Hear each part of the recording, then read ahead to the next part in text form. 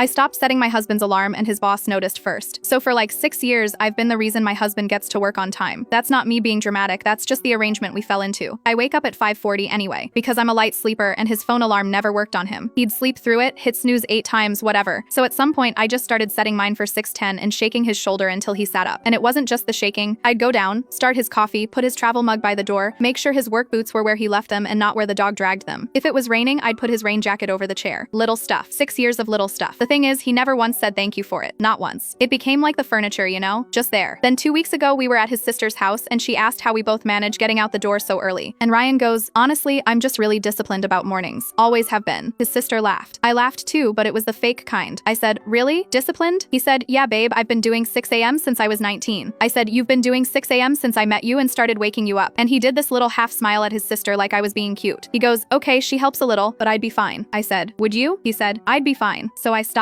I didn't announce it. I didn't do the whole, well, I guess I just won't help then speech because honestly, I've done that speech before and it never sticks. I just set my own alarm for 5:40, got up, made 1 cup of coffee, mine, and got in the shower like normal. Monday, he came flying down the stairs at 7:20. He was supposed to be on site at 7. He was hopping into 1 boot, tie in his teeth, and he goes, why didn't you wake me up? I said, I didn't know I was supposed to. He said, you always wake me up. I said, I thought you were disciplined about mornings. He didn't say anything. He just grabbed his keys and left without coffee. Tuesday, same thing. 7:35 this time. He was mad, but the sleepy kind of mad where you can't really form a sentence. He said, this is childish. I said, okay. Wednesday, he set 3 alarms on his phone and slept through all of them. I know because I heard them. I lay there and listened to all 3 go off in the other room and I did not move. He came down at 8:05. He didn't even look at me, just left. Thursday, I got a text from him at 10:40 in the morning. All it said was, Dan pulled me into his office. Dan is his supervisor. I typed back, about what? He said, attendance. He said I've been late 4 times in 2 weeks and he's never had a problem with me before, so is everything okay at home? I read that maybe 5 times. Is everything okay at home? He came in that night around 6:30 and dropped his bag and stood in the kitchen doorway. He goes, so I had to sit there and tell my boss that everything's fine at home. I said, is it? He said, don't do that. I said, you told your sister you'd be fine. I believed you. I gave you the chance to be fine. He said, that's not what I meant. I meant like in general. I said, in general, you've been late 4 times in 2 weeks. And he got loud then. He said, you did this on purpose. You let me get in trouble at work. I said, I let you wake yourself up. He said, it's the same thing. And I said, I know. That's my whole point. He stood there for a second. And then he said the thing that honestly I'll think about for a long time. He said, you could have just told me it was a lot. I said, I did. At your sister's. And you smiled at her like I was joking. He said, that was 1 comment. I said, it was 6 years of comments and one of them finally landed in front of somebody you cared about impressing. He sat down at the table. He rubbed his face with both hands. He said, so what? You're never waking me up again. I'm just enjoying not being the furniture. He said, come on. I said, Ryan, your boss asked if everything was okay at home. He noticed before you did. Sit with that. He hasn't asked me to set his alarm since. He asks the phone now, out loud, so I can hear him do it.